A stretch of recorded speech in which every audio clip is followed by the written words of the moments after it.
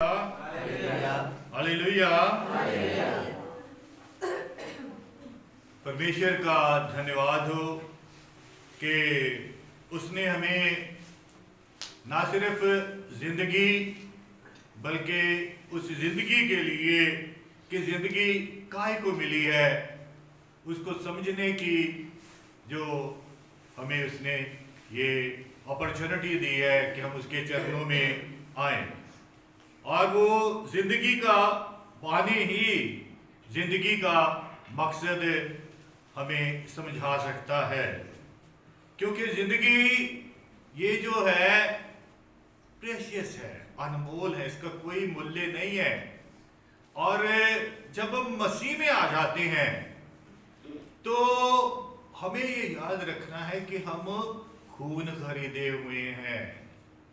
पहले तो उसने हमें अपना दम फूका, फिर पुत्र की शक्ल में आके हमें अपने लहू से खरीद लिया है और हम उसके नहीं हैं जो इस संसार का सरदार है, हम उसके हैं जो त्रिलोक का स्वामी, हमारा विधाता, मुक्तिदाता प्रभु यीशु मसीह है। हमने बाइबल में से 4 पाठ पढ़े हैं और एक पाठ जो कि 2 आयतें हैं, 2 लूका 11 उसकी 27 और जो 28 आयतें आपके सामने सिस्टर दविंदर ने उसको पढ़ा है और उसमें एक बहुत अच्छी और मुबारक बात कही गई है और उस पर हम सबको मनन चिंतन करना है और वो है 27 और 28। यीशु मसीह ने बहुत से काम किए, बहुत से ऐसे कि लोग अचंभित हो गए, हैरान हुए, क्योंकि उनको पता नहीं था कि जो भगवान है वो इंसान में आ सकता है। उनको पता नहीं था कि भगवान जो है वो इंसान बनके इस धरती में आ गया है। इसलिए उनको ऐसा लगता था कि ये तो निराली बातें करते हैं, उनको ऐसे लगता था, क्योंकि यीशु मसीह निराला है, आला है, मुबारक वो है जिसने उसे पहचान लिया, क्योंकि वही किस्मत वाला है। बोलो हालेलुया। उसने बड़े काम किए और लूका 11 में जब हम देखते हैं तो एक जो महिला है वो बड़ी इंस्पायर हुई, बड़ी खुश हुई, बड़ी आनंदित हुई और उस आनंद को, उस खुशी को जो है उसने इस 27 आयत में क्या है प्रकट किया और ऐसे प्रकट किया कि यीशु मसीह को उसने मतलब जैसे एक अंदर एक अलग सी उसके अंदर शक्ति आ गई और उनकी बात और यीशु मसीह की बात हमारे लिए मनन चिंतन का विषय है। और यहां इस कदर दर्ज है, जब वे ये बातें कह ही रहा था, यानी कि बहुत कुछ यीशु मसीह ने कह दिया, सिखा दिया, समझा दिया, अब जो तैयार था उस पर उसका असर भी हो गया। तो भीड़ में से किसी स्त्री ने ऊंचे शब्द से कहा, कई जगह ऐसा है लोग हेजिटेट करते हैं, वो महिला चंगी हो गई है ना, हेजिटेट कर रही थी, तो लेकिन इसने ऊंचे शब्द से कहा, क्या कहा, धन्य है वह गर्भ, यानी कि वो कोख, वो बतन जिसमें तू रहा। हालेलुया। उसकी जो जननी को मुबारक कहा। मैं आपको एक बताना चाहता हूं, हमारे वहां पास्टर रामलाल जी उनकी ट्रांसफर हुई दूसरी जगह में, तो मुझे क्वायर की तरफ से यूं कहा गया कि आप इनकी शान में कुछ बोले। अब मैं जब वहां खड़ा तो मैंने, चाहे मैं दुआ करूं खाली, चाहे वचन पढ़ूं, मैं पावर लेके जाता हूं हमेशा, ये मेरी बचपन से आदत है। और वहां एक शब्द मेरे मुख में परमेश्वर ने डाला कि जन्म तो सभी लेते हैं, जन्म तो सभी लेते हैं, लेकिन धन्य है, मुबारक है, ब्लेस्ड है वो कोके जिनसे परमेश्वर के दास और दासियां उत्पन्न होते हैं। बोलो हालेलुया। इस बात को यहां इस महिला ने क्या है कहा, धन्य है वह गर्भ जिसमें तू रहा और वह स्तन जो तूने चूसे, यानी कि वो दूध जो तूने पिया। हालेलुया। ये उसने बहुत आदर सम्मान के साथ बहुत से कार्य देखे होंगे, फिर ये जाके ये बात कही, उसको पता लग गया कि ये जो है बहुत, जिसे कहते हैं मुबारक मतलब भी इंसान है, जिसके द्वारा ऐसे ऐसे काम हो रहे हैं। और उसके जवाब में जो बात कही गई है वो मेरे और आपके मनन चिंतन के लिए है। उसने कहा, हाँ ऑफ कोर्स जो तूने कहा है वो ठीक है, क्योंकि ये बात आसमान से ऐलान कर दी गई थी कि जिस कोख में मैं गया वो ब्लेस्ड है, क्योंकि आसमान से ऐलान कर दी गई थी। वो कह रहा ठीक है, परंतु धन्य वे हैं जो परमेश्वर का वचन सुनते और मानते हैं। बोलो हालेलुया, हालेलुया, हालेलुया। आज जो हमारा चर्चा का विषय है वो यही है, here and obey the word of God. खुदा का कलाम सुनो और मानो। और इस महिला ने जो है इस बात को हमारे लिए यीशु के मुख से, जो कि वचन खुद देहधारी होके आया और अनुग्रह के साथ उसने इस जमीन पर डेरा किया, और वो एक बात उसके मुख से उसने निकलवा दी कि प्रशंसा बढ़ाई, दिल में एक आदर, अच्छी बात है, लेकिन अच्छी तब है कि जब वो जो शिक्षा देता है, चाहे वो माँ बाप की शक्ल में है, बड़ा भाई बहन की शक्ल में है, उसको मानता है। क्योंकि एक पंजाबी की बात मैं आपको कह देता हूं, क्योंकि देखो मन में आ रही है तो कह देनी चाहिए कि सियाणिया दा क्या ते औलिया दा खादा। ठीक है ज्योति, बाद में, लेकिन लगता है और लगता है। और ऐसे ही मतलब भी जो परमेश्वर की बातें होती हैं, अगर आज हम मान ले लेंगे तो हम जीवन भर सुखी रहेंगे, दुख हमारे पास भी नहीं आएगा, है ना। तो अगर हम नहीं मानेंगे तो कल मुश्किल में आएंगे, और अवश्य आएंगे, क्योंकि इसका मतलब अगर आप खुदा के वचन की बातों को नहीं मान रहे हैं तो वो जो ऑपोजिट शक्ति है वो आपका रचयिता नहीं है, आपका पिता नहीं है, आपका शत्रु है, आपका दुश्मन है, हत्यारा है, आपके जज्बात चुरा लेता है, और वो आरंभ से ही हमारा दुश्मन है, जब परमेश्वर ने हमें रचा था। और ये बात मैंने और आपने बिल्कुल कहते ना चैरिटी बिगिंस एट होम। अच्छे काम की अपने घर से ही शुरुआत हो जाए। ये वैसे तो मतलब उसकी और भी ट्रांसलेशन है, लेकिन हम सरल में देते हैं जो कि हमारे काम की बात है कि अच्छे काम की शुरुआत जो है हमारे घर से ही हो जाए और वो ज्यादा अच्छा रहता है। बोलो हालेलुया।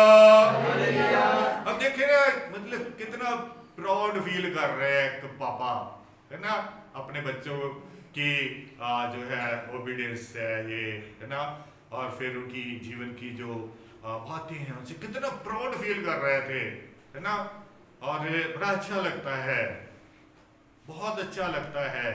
मैंने ये आनंद उठाया जब मेरी बेटी ने MBBS के बाद 2 गोल्ड मेडल लिए, तो हमारे चर्च में जो है उसको ऑनर किया गया कलवरी चर्च में, और बाकायदा एक इबादत की शक्ल में काफ़ी जो है उसके लिए समा दिया गया, क्योंकि ये माँ बाप के लिए बड़ी खुशी बड़े आनंद की बात होती है।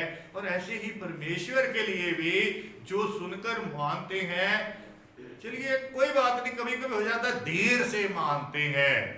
एक यीशु मसीह ने एक तमसील, एक दृष्टांत कहा है, एक पैराबल वो कहा है कि 2 पुत्र थे। एक को कहा जाओ बेटा ये काम करके आओ, बाजार से ये सारा सामान लेके आओ। कहता हो यस डैड, ओके, है ना, लेकिन गया नहीं है ना, गया नहीं। और दूसरा ओके पापा काम ही दसदा रहता है, मैं फलानी जगह जा रहा सीगा, पापे ने काम दसता। बट लेटर ऑन उसने सोचा, क्योंकि जब हम कोई बात पर थिंक सोचेंगे, फिर क्या आपको, जैसे आज सिस्टर जी से पवित्र आत्मा ने शब्द नहीं समझ आए लेकिन बात की है, ऐसे जब हम सोचेंगे तो कोई भी ऐसी बात नहीं है कि जिसका आपको जवाब ना मिले। सोचेंगे तो जवाब मिलेगा। उसने सोचा कि मेरे पिताजी ने जो कही है मुझे करनी चाहिए, है ना। तो यीशु मसीह ये सवाल करते हैं तभी कि इनमें से गुड बॉय कौन है। जैसे हमारी गुड बॉय अनिल है खुदा इसको बहुत बरकत दे। तो गुड बॉय कौन है? तो उसने यही कहा कि जिसने सुना और माना। कोई बात नहीं, आज नहीं तो कल, लेकिन आपको जब सोचेंगे, यहां से सुनकर घर में जाके मनन चिंतन करेंगे कि क्या हमारा आज विषय था, किस बात पे हमने आज चर्चा की है, तो क्या होगा, फिर आप समझ भी जाएंगे और you will be blessed. Hallelujah, hallelujah. अब ये जो बात है, जो हमारा चर्चा का विषय है, इसमें 2 क्रियाएं हैं, 2 काम हैं। खुदा का वचन सुनना और मानना। जो इन दोनों क्रियाओं को, दोनों कामों को अमल में लाते हैं, उन्हें यीशु मसीह ने पहाड़ी उपदेश में, पूरी दुनिया इससे मुतासिर है। पहाड़ी उपदेश हमारे मुल्क में मतलब 2 लीडर भी इस बात से बड़ा जो है मुतासिर थे, गांधी जी, नेहरू साहब, ये भी पहाड़ी उपदेश से बहुत मुतासिर मीन्स मतलब प्रभाव उन पे इसका बड़ा, उनकी शिक्षा का, यीशु मसीह की शिक्षा का उन पे बड़ा असर था, क्योंकि उनकी बैकग्राउंड एक अच्छी मतलब जिसे कहते हैं संस्कारों के साथ हुई, तो वो सारी बातें वो इस बात से वाकफ भी होंगे और उन्होंने इसे सराहाया भी है। और यीशु मसीह भी जो दोनों इन बातों को मानते भी हैं और कार्य में भी लाते हैं। यीशु मसीह जगत विधाता, मुक्ति दाता, हम सबको है बुराई से बचाता, वो लिखते हैं blessed rather are those who hear the word of God, के धन्य वो हैं जो सुनकर बातों को अमल में लाते हैं। धन्य यीशु मसीह कह रहे हैं, धन्य वो महिला यीशु मसीह को धन्य में कह रही है, और यीशु मसीह वो शिक्षा दे रहे हैं कि कह रहे हैं आप भी धन्य हो जाओ बेटी, है ना, आप भी धन्य हो जाओ। सुनो भी और करो भी। बोलो हालेलुया, हालेलुया। बाइबल में एक याकूब साहब की किताब है, उसको ना हम लोग कंट्राडिक्शन कहते हैं। सारी बातों को काट के छोटा करके जो उसने समझाने की कोशिश की है। और वो रिश्ते में वैसे यीशु मसीह का तो सीधा पिता से है और माता मरियम से इसलिए है कि उसकी कोख में से आए हैं, लेकिन वो रिश्ते में यीशु मसीह के कजन भी हैं। और उन दिनों में वो पहले बिशप थे, जो इनका नाम याकूब साहब है। उन्होंने पूरी बातों का सारांश बताया है और वो यही कहते हैं, क्या कहते हैं? Do not merely listen to the word and so deceive yourself. Do what is said.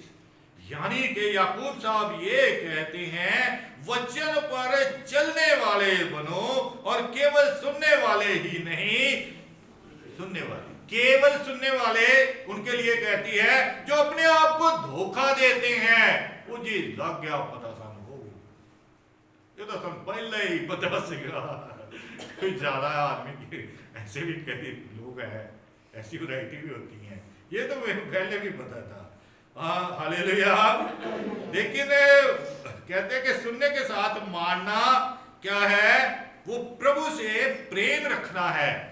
अगर हम वचन सुनते हैं तो अगर उसको मानते हैं, इसका मतलब है कि हम प्रभु से प्रेम रखते हैं। किस प्रभु से?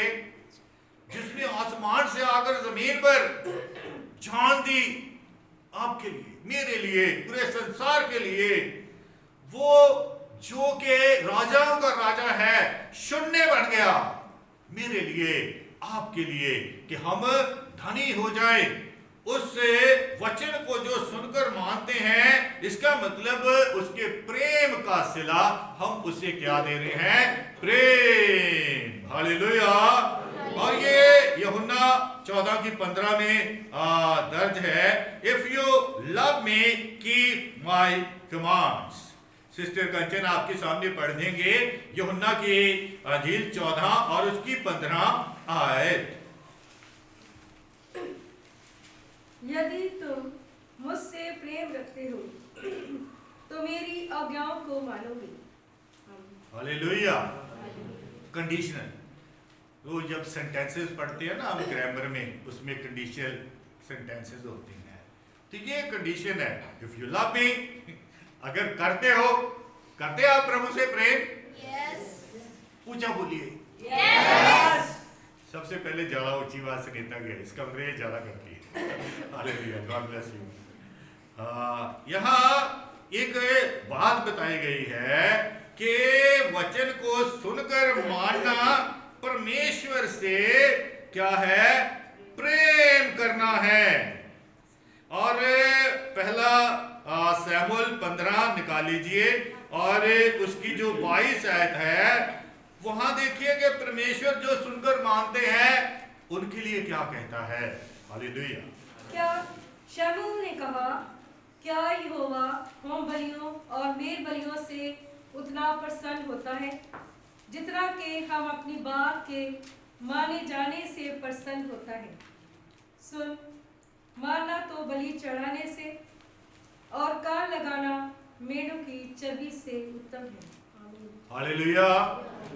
यानी कि आप कुछ भी चढ़ा दो, कुछ भी बड़े से बड़े काम कर दो। पालू साहब कहते हैं अगर अपनी देह भी जलाने को दे दो, तो भी अगर आप प्रेम नहीं रखते प्रभु से, उसकी आज्ञा नहीं रखते हैं, व्यर्थ है। ये ग्रंथियों के खत में बताया गया है कि परमेश्वर से प्रेम, उसके हुक्मों को मानना और उत्तम बलिदान है। हुक्म मानना बलिदान चढ़ाने से बेहतर है।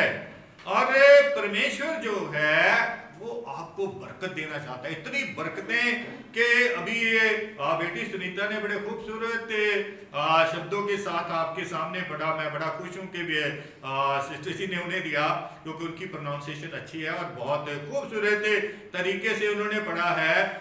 डेट्रोनोमी व्यवस्था विवरण उसमें 28 से 1 से लेके 13 तक का जो है वो पाठ है। आप घर जाके पढ़िए, आपको बड़ा आनंद आएगा।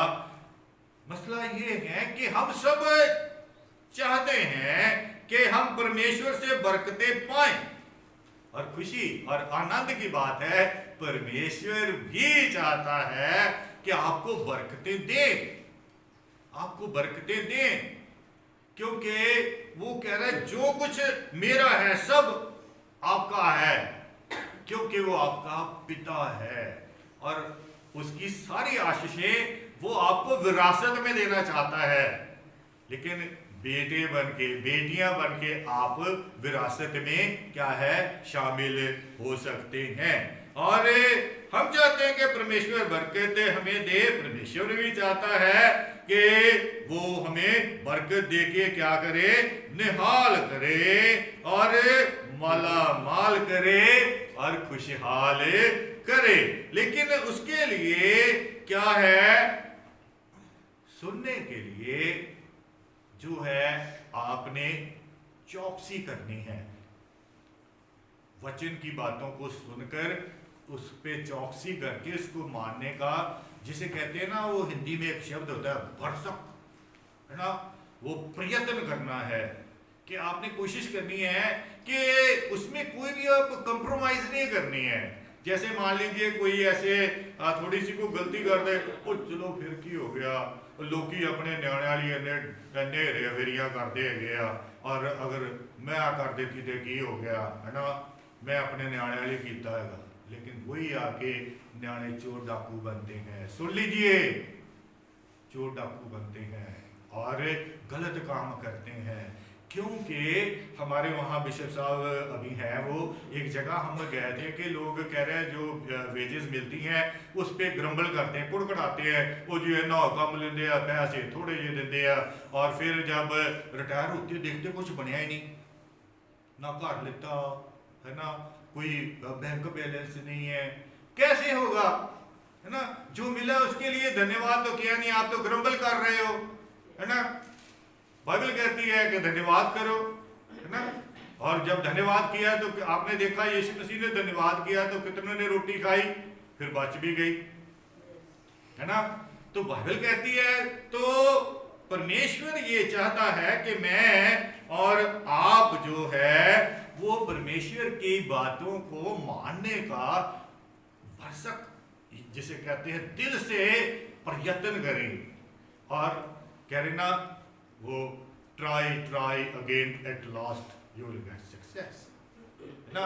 जब आप कोशिश करेंगे सफलता मिल जाएगी, क्योंकि परमेश्वर जैसे शुरू से पास्टर जी ने पवित्र आत्मा को बुलाया है, वो शक्ति देता है हमें जब हम कोशिश करेंगे, और वो हमारा सहायक है, क्योंकि यीशु मसीह ने कहा है कि मैं एक सहायक को भेजूंगा जो तुम्हारी कमजोरियों में बल देगा। जब तुम्हारे सामने ये दो तरह के पड़ाव आपकी जिंदगी के सामने आ जाएंगे, आपको कौन सा सिलेक्ट करना है, वो पवित्र आत्मा आपको समझाएगी। बिकॉज हमारे पास ऐसी कोई रोशनी नहीं है, कोई शक्ति नहीं है, सिर्फ वो है ना। ऐसे ही वो माल साहब ने कहा, जब पवित्र आत्मा तू सिखाता रहे, तू बताता रहे, दे जलाल हम यीशु को मसा से तेरे, यानी कि पवित्र आत्मा के मसा से हमें क्या है, शक्ति मिलती है, ताकत मिलती है। और आपने अभी देखा कि जैसे सिस्टर जी ने बताया कि जब परमेश्वर के दास से ये आज की बात नहीं है, बार बार दोहराने में अच्छा भी लगता है कि जब ये गाते हैं तो टच होता है। अभी ये इन्होंने गाना गाया 2004 में, ये था 21 साल पहले, तो तब क्या होता था, ये गीत जब चलता था तो सिस्टर जी तब हॉस्टल में थे, तो लोग दुआ की शक्ल में बैठ जाते थे। ये जो उन्होंने आज गाया, ये मुझ में है ना, वो मतलब दुआ की शक्ल में, मतलब इतनी प्यारी कंपोजिशन है, फिर वोकल तो उनकी मतलब ये वॉइस तो उन्हें खुदा ने ब्लेस किया हुआ है। इतना था कि वो सामने भी नहीं थे, और जब आज सामने गाया तो मैं तो और खुश हो गया। वो कहते ना, एक बात कहते हैं कि जो मेरा दिन मतलब मुबारक हो गया, है ना। तो वो आज उन्होंने गीत भी पूरा गाया, हालांकि थोड़ा सा मानवीय स्वार्थ भी है क्योंकि लिरिक्स मेरे है तो उससे आनंद भी आता है, लेकिन सीडी में सुनना और रूबरू सुनना वो एक अलग बात होती है।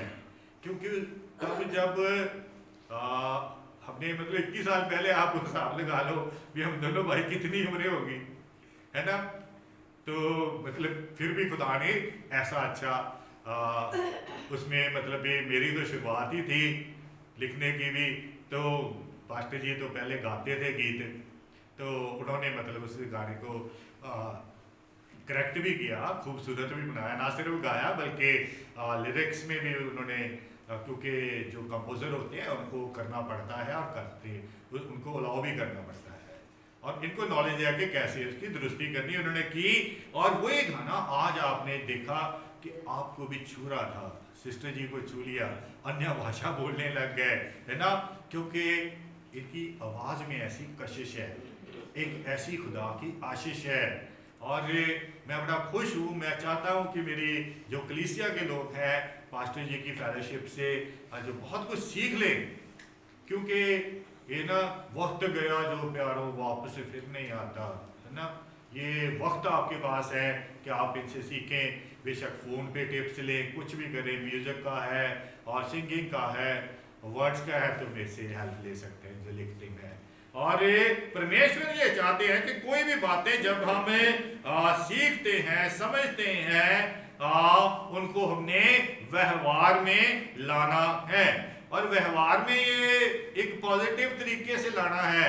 कई दफ़े ना वो लोग व्यवहार में भी दूसरे तरीके से लगा लेते हैं, वो कोई ऐसे मतलब कोई बात है, बहस होगी, बहस होके किसी ने मतलब ये ऐसे बाइबल के मसले पे ही तो रख दीजिए दो चार, वो बाद में कहता कि यीशु मसीह ने कहा सीगा कि अगर एक गल ते मतलब मारे दूजी करता, कहता तीजी ली नहीं कहा सी, तीजी ली कहे तप्पे मारी ओदे, भी कितने लिखे तप्पे मारी ओदे, है ना, वो वचन को सुनकर मानने का तरीका भी जायज होना चाहिए। ये ऐसा नहीं है कि आप सुनो और करो मन की। Hallelujah, hallelujah. परमेश्वर ये चाहते हैं कि जो आपने अभी एक अंजील में से पाठ पढ़ा, सिस्टर शरीन ने आपके सामने पढ़ा है, मत्ती की अंजील मैथ्यू 7 और 24 से 27 में, उसमें एक कहानी बताई गई है। परमेश्वर नहीं चाहते कि हम उस कहानी का जो एक हमारे सामने एक मतलब है, जो सेंट थॉमा जब आए थे, उन्होंने इस केरला में मद्रास साइड में जब आए थे, तो एक राजा ने उन्हें पैसा दिया और वो पैसे मिशनरी कामों में खर्चते जा रहे थे। तो राजा को किसी ने बताया कि भाई ये सारे पैसे आप ऐसे खर्च रहे हैं, कोई सही जगह नहीं लगा रहे हैं। तो ऐसे करके उनका जो भाई था वो मर गया। फिर बाद में उनको पता लगा कि वो जब ऊपर गया, कह रहा है ये सुंदर सा महल किसका है, वो कह रहा है जी वो फलाने राजे का, तेरे भाई का, है ना। वो बड़ा खुश हुआ। तो मेरे कहने का मतलब है कि जो चट्टान पे हम घर बनाते हैं, चट्टान कौन है?